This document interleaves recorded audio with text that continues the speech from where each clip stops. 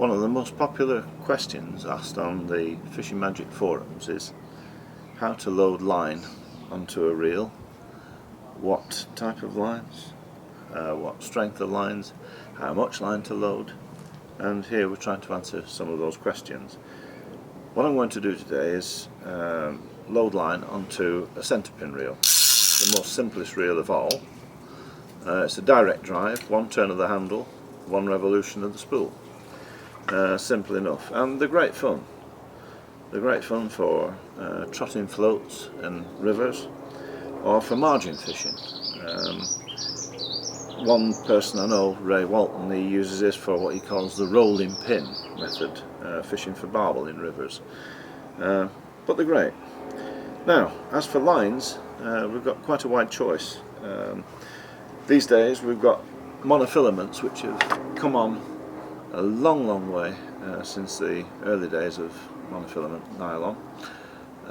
It's a lot thinner now, and it's a lot stronger, it's a lot better made. Next to monofilaments, which are still good lines, we've got copolymers, which could be this one, for instance. Copolymers aren't necessarily one strand of line. They could be several finer strands of line fused together, and you wouldn't know as the angler. It's invisible to you, but if they do get damaged, then they can be weakened all across the length of the line that you've got exposed. Next to copolymers, you've got a new type of fluorocarbon lines. Now, typical of a fluorocarbon line is this one, crystalline. It's actually based on a copolymer monofilament, but it is fluorocarbon coated, which has the same almost refractive index as water itself. So the idea being that fish cannot see it in the water. They're very good lines, they're absolutely excellent quality, and this one is particularly limp and very strong. So they're one to be recommended as well. The latest types for lure anglers certainly, and therefore they suit the multiplier type of reel better, but you can use them on fixed spool reels, are the braided lines. These are very fine filaments which are woven into a much stronger and very fine for the poundage strength, breaking strain line, which is, you know, the super quality, and this is why I think lure anglers like them. They are very limp. There's a tendency for them to float in the water a little bit, but even so, the benefits far outweigh the disadvantages. Well, that's about it for lines.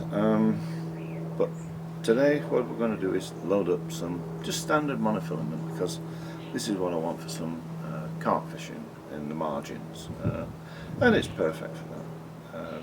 Nice bit of stretch with it, and I don't see me having any problems. That's 8-pound line, and it's Witchwood Extremis in this case. Nice green colour, should suit me down to a T.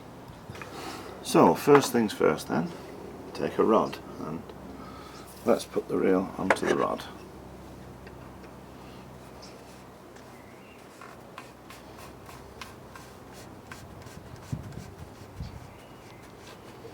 There we go. And now I need to thread the line just through one eye, that's all, and attach it to the reel by means of either a slip knot or what they call an arbor knot, which is very similar to a slip knot. So I'll do that, and we're back in a second. This is where you need the help of someone with this type. Because we're winding onto a centre pin reel, the line needs to come directly off the spool in this fashion. So if somebody holds the spool on a pencil, it just applies a little bit of pressure just to keep it tight, stop it from spinning freely and line coming off all over the place, and then you can wind directly onto the reel. The other thing is, when you're winding it on, just pinch the line between your thumb and forefinger, and if you just move them side to side just so that you get an even distribution across the spool as you're winding it on.